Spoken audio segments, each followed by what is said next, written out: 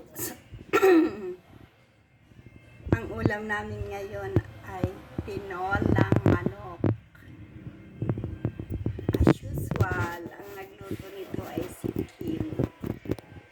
Siya yung masarap namin tagaluto. O diba? Masarap dito yung patis.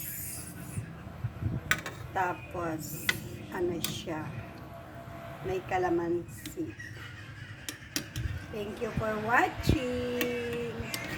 Thank you for my support for my video every day. And God bless all. Meron siyang malunggay, talap, tsaka carrots. Ay! Mali. Sayote.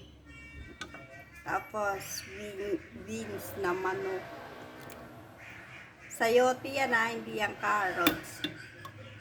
Oh, tapos, masarap ito.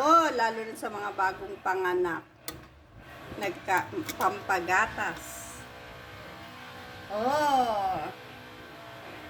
Ano? Kumusta naman yung inyong tanghalian? Thank you for watching and thank you for all my followers view for my video, for my vlog. Okay, thank you.